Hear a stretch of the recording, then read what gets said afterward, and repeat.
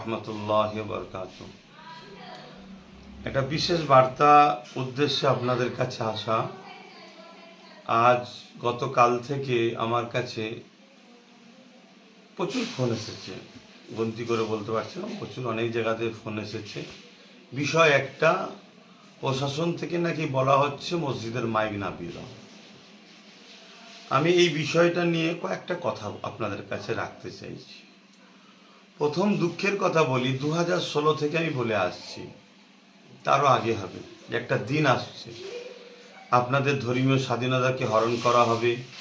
আপনাদের মসজিদের মাইক থেকে শুরু করে নামাজ পড়া থেকে বিভিন্ন বিষয় আমি বলে এসেছি, আজকে সেটা ঘটছে। কিন্তু দুঃখের বিষয়, আমার কথাকে বেশিরভাগ মানুষই গুরুত্ব দেননি।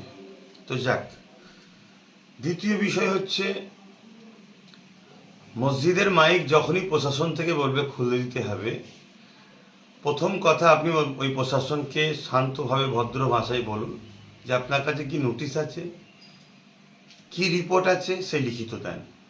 হাইকোর্ট থেকে দিয়েছে না সুপ্রিম কোর্ট থেকে দিয়েছে না কোথা থেকে দিয়েছে যে মাইক খুলে নিতে হবে, এর লিখিত দেন। দ্বিতীয় কথা, যদি লিখিত না দিতে ইচ্ছা করে আপনারা মাইক খুলবেন না, এটা বিরাট বড় চক্রান্ত। 3 নম্বর বিষয়, যদি প্রশাসন শক্তি প্রয়োগ করে, কেন অনেক জায়গায় দেখা যায় প্রশাসনও, কিছু প্রশাসন আইনকেও অমান্য করে কাজ করছে, আমরা দেখেছি। তো সেই জায়গায় যদি শক্তি প্রয়োগ করে জোরপূর্বক বলপূর্বক যদি মাইক খুলতে চায়, আপনারা সেটাকে পুরো ভিডিও করুন, সেই ভিডিও আমাদের কাছে পৌঁছান।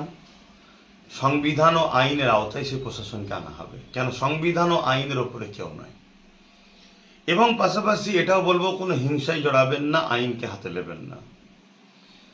এবং শেষ আর একটা কথা বলবো, সেটা হলো এটাই যে আজকে রাজ্য সরকার, বর্তমান যে বিজেপি সরকার আমার পশ্চিম বাংলায় এসেছে, গত সরকার যিনি ছিলেন তেনাকে দেখে এই রাজ্য সরকারকে বলবো শিক্ষা নেওয়া উচিত। জুলুম কখনো টিকে থাকে না। জুলুম যদি করেন তাহলে 5টা বছর দেখতে দেখতে কেটে যাবে, দ্বিতীয়বার আপনাকে ঘুরে আর আসতে হবে বলে মনে হচ্ছে না। তাই রাজ্য সরকার, সে তার ব্যর্থতাকে ঢাকার জন্য সে বলেছিল গ্যাসের দাম কমিয়ে দেবো, 420 টাকা করে না 450 করে দেবো। তারপরে অন্নপূর্ণা ভান্ডার, তাতে ফ্লপ হয়েছে। প্রত্যেকটা যে ওয়াদা করেছে, ওয়াদাকে পূরণ করতে পারেন না। তাই ধর্ম মুসলিম বিদ্বেষী করে একটা বিশেষ ভাইদের ঘরে একটা মন ভুলিয়ে রেখে, এই ধর্ম এতে মাতিয়ে রেখে, তার যে ওয়াদা, সে যে ভোটের আগে বলেছিল এই কথাগুলোকে যাতে মানুষ ভুলে যায়, এটা একটা ষড়যন্ত্র চলছে। কখনো বাংলাদেশের একটা মহিলাকে নিয়ে এসে, যার নাম বলতে আমার ঘৃণা লাগে, একটা ফেতনা ফাসাদ তৈরি করার চেষ্টা করেছিল, কিন্তু দেখলো মুসলমান তো কিছু গুরুত্বই দিচ্ছে না, তাকে তো কোনো ভ্যালুই দিল না। তারপরে তার আগে আরো চেষ্টা করেছে, শুক্রবারই, কখনো জিহাদি, কত রকম হয়েছে, সবটাই ফ্লপ হচ্ছে। লাস্টে এই মসজিদের মাইক নতুন করে লেগেছে।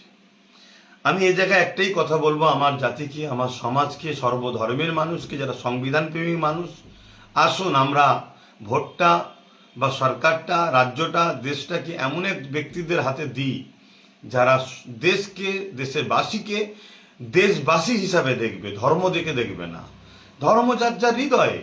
তাহলে আজকে এই জায়গাতে আমার কাছে মেসেজটা আসলো, আমি আপনাদেরকে এতটুকুই বার্তা আভাস দিচ্ছি, মাইক কেউ খুলবেন না। যদি কেউ প্রশাসন আসে, তাকে নোটিশ চান, কি লিখিত আছে, যদি না দেয় তাহলে তার কথাকে মানবেন না। এবং লিখিত যদি দেয় সেটাকেও আমাদের কাছে পাঠান। লিখিত দিলেই যে সঙ্গে সঙ্গে তার রিয়াকশন করতে হবে, খুলে দিতে হবে, এমনটা নয়। কোর্ট আছে, সংবিধান রাইট দিয়েছে, কারো ধর্মের স্থানে ওপরে বা কারো ধর্মীয় কাজে আঘাত দেওয়া যাবে না, এটা দেশের সংবিধান। অতএব লাউড স্পিকার বাজাতেও এবং তার সিস্টেম, দেশের সংবিধান যেটা দিয়েছে সেটাকে আমরা মান্যতা দিয়ে চলবো, তাতে কোনো অসুবিধে নাই।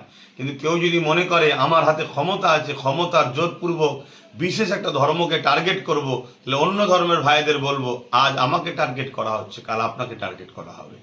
আসুন সম্মান শ্রদ্ধার সাথে বলি, দেশের সংবিধানকে বাঁচাই, দেশকে বাঁচাই। যারা দেশের সংবিধানকে মানে না, দেশের শান্তি চায় না, তাদেরকে উৎখাত করার চেষ্টা আমরা ঐক্যবদ্ধ হই। সুস্থ থাকেন, ভালো থাকেন।